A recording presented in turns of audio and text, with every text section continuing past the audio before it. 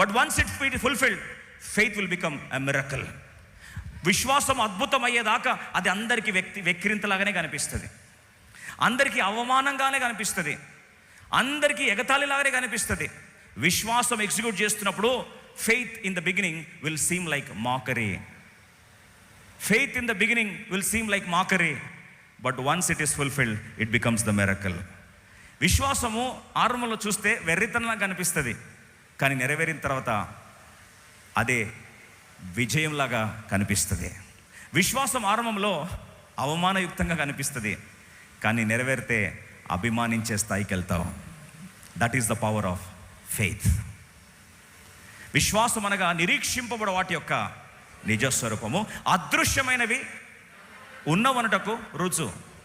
Circumstances బట్టి చేసేది planning కాదు, ప్రస్తుత పరిస్థితులు బట్టి చేసేది భవిష్యత్ దర్శనం కాదు, ప్రస్తుతం పరిస్థితులు బట్టి చేసేది విశ్వాస పరీక్ష కానే కాదు.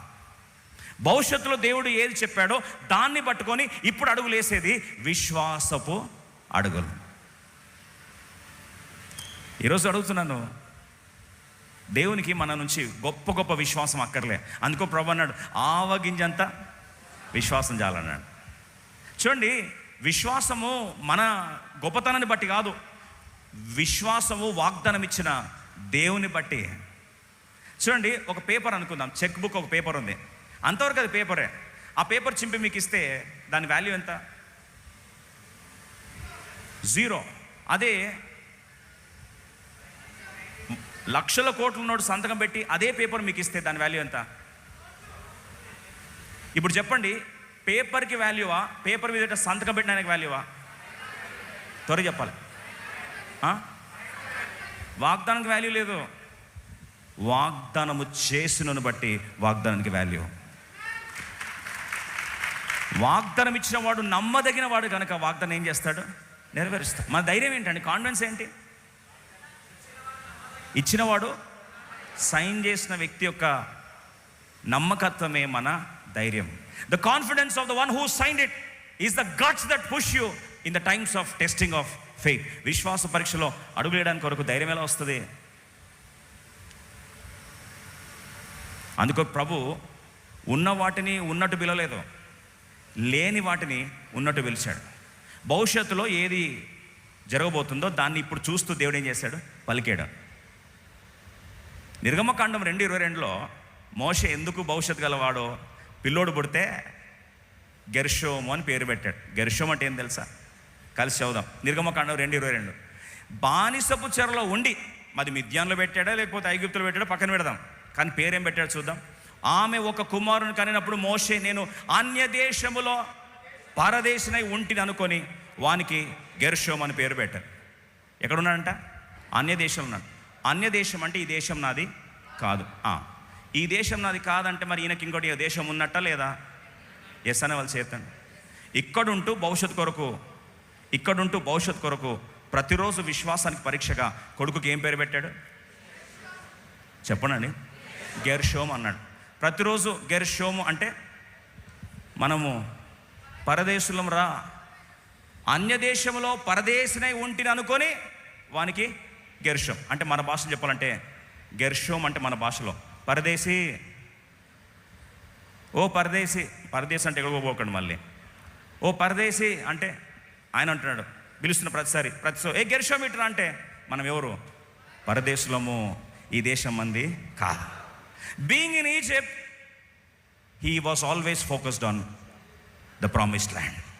ప్రియ సోదరి సోడా, దయచేసి జ్ఞాపకం చేసుకున్నాం ఆ వాగ్దాన దేశం మీద ఉన్న తపన, తృష్ణ.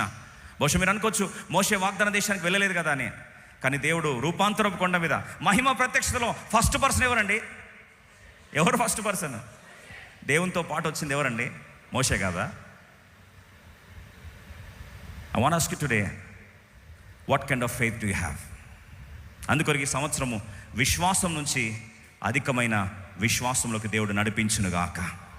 చూడండి, ప్రతిసారి ధైర్యంగా ఇన్కమ్ వస్తున్న ప్లేస్ నుంచి దేవుడు వద్దు అని ఆపేస్తే, ప్రభా నా పోషకుడు నీవే, నా నడిపించేది నీవేయా, ఇలాంటి కాలంలో కూడా faith is not tested when the harvest is full, faith is tested when the field is empty.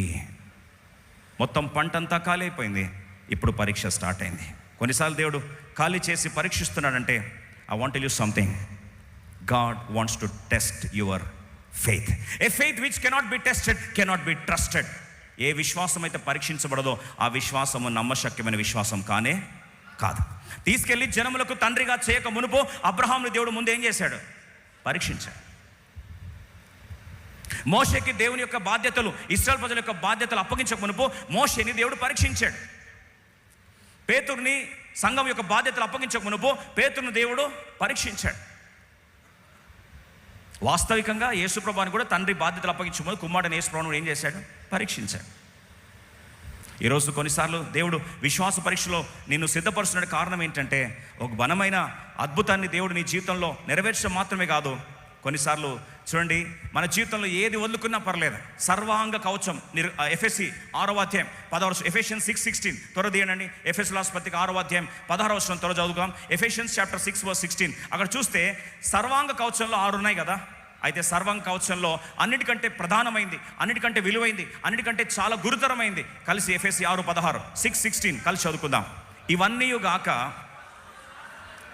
ఇవన్నీయుగాక విశ్వాసమును డాలు పట్టుకుని దానితో మీరు దుష్టుని అగ్నిబాణములన్నిటినీ ఆర్పుటకు శక్తిమంతులగుదురు. చూడండి, డాలు అంటే షీల్డ్. డాలు ఎప్పుడు ఉంటుందో అప్పుడు నీకు ధైర్యం ఉంటుంది. యుద్ధ భూమిలో దిగిన యుద్ధ శూరుడికి ఫ్రంట్ డాలు ఎంత స్ట్రాంగ్ ఉంటే అంత కాన్ఫిడెన్స్ ఉంటుంది. కాన్ఫిడెన్స్ ఏంటంటే, నన్ను ఎవరు అటాక్ చేసినా నాకు ఏమీ కాదు. ఎప్పుడు వస్తుంది ఆ ధైర్యం? ఆ డాలు ఉన్నప్పుడే వస్తుంది. ఆ డాలు ఏదని? విశ్వాసం. అందుకొరకు ఇంగ్లీష్లో చాలా బాగా వస్తుంది, అబవ్ ఆల్ దిస్, వీటన్నిటికంటే మించింది ఏదట? విశ్వాసమను డాలు. ఈరోజు విశ్వాసం విషయంలో చల్లరిపోయి, ఫెయిత్ ఈరోజు చల్లారిపోయి వెలుచువును బట్టి వెళ్తూ ఈ నూతన సంవత్సరంలో ప్రభు అద్భుత కార్యం, ఆశ్చర్యకార్యాలు జరగాలని ఆశపడుతున్నాను అని ఈరోజు నిజంగా నీకు భారం ఉన్నట్లయితే ఒక మాట చెప్తాను.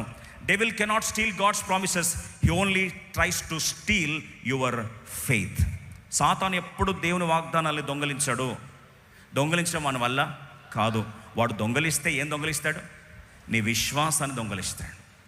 విశ్వాసంలో చల్లరిపేద చేస్తాడు. అందుకో ప్రభు అన్నాడు, మనుష్య కుమారుడు తిరిగి వచ్చినప్పుడు భూమి మీద విశ్వాసమును కనుగొనగలడా? సన్ ఆఫ్ మ్యాన్, మనుష్య కుమారుడు వెనుక వచ్చినప్పుడు భూమి మీద విశ్వాసమును కనుగొనగలడా?